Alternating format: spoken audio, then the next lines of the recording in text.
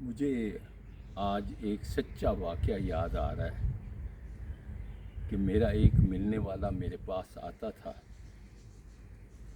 تو باتوں باتوں میں انتہائی افسوس کرتا تھا اور اسے بہت دکھ ہوتا تھا، حتیٰ کہ میں نے دیکھا کہ اس کی آنکھوں میں آنسو آ جاتے تھے۔ معاملہ یہ تھا کہ وہ پہلے اپنے بیٹے اور بہو سے الگ رہ رہا تھا۔ اس نے ارادہ کیا کہ میں اپنے بیٹے اور بہو کے پاس جا کر رہوں۔ اس کے بیٹے کے 4 بچے تھے۔ ان کا گھر کیسے چل رہا ہے، کس طرح چل رہا ہے، اسے نہیں پتا تھا۔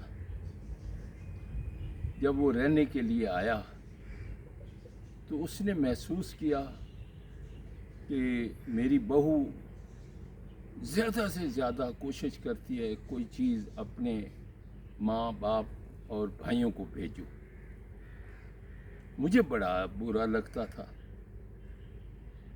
تو میں نے اپنے بیٹے کو سمجھایا کہ تم اتنی محنت کرتے ہو، کوشش کرتے ہو، اور تمہاری بیگم پیسے کو ضائع کر رہی ہے اور اپنے بیٹے کو دے رہی ہے۔ وہ میری باتیں سن سن کر انتہائی پریشان ہو گیا۔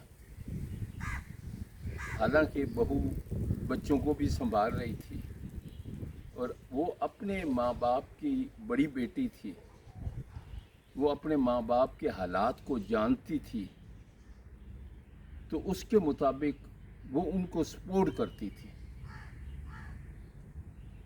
وہ مجھے بتانے لگا کہ میں نے اپنے بیٹے کو اس حد تک تیار کر دیا کہ اس نے اس کو طلاق دے دی۔ اب مجھے دکھ ہوتا ہے کہ میں نے گھر برباد کیا۔ میں نے پھر اس کو بتایا کہ بچپن میں ہم جب آپس میں دوست لڑتے تھے، جھگڑتے تھے، ہاتھا پائی ہو جاتی تھی، کچھ زخمی بھی ہو جاتے تھے، تو کچھ عرصے بعد ہم پھر ایک ہو جاتے تھے۔ لیکن بچپن میں بھی میں نے دیکھا کہ جب ماں باپ اس میں مداخلت کرتے تھے، انٹرفیئر کرتے تھے، تو ہمارے تعلقات خراب ہو جاتے تھے۔ تو میں پیرنٹس سے یہ کہنا چاہتا ہوں کہ اپنے بیٹے اور بہو کے معاملات میں مت آئیں۔ آپ وہی ٹائم اپنے گرینڈ چلڈرن کے ساتھ گزاریں، ان کے ساتھ لوڈو کھیلیں، کوئی گیم کریں۔ اگر آپ پڑھا سکتے ہیں تو پڑھائیں، دلچسپی لیں۔ آپ دیکھیں گے کہ آپ کا ذہن کسی اور طرف نہیں جائے گا۔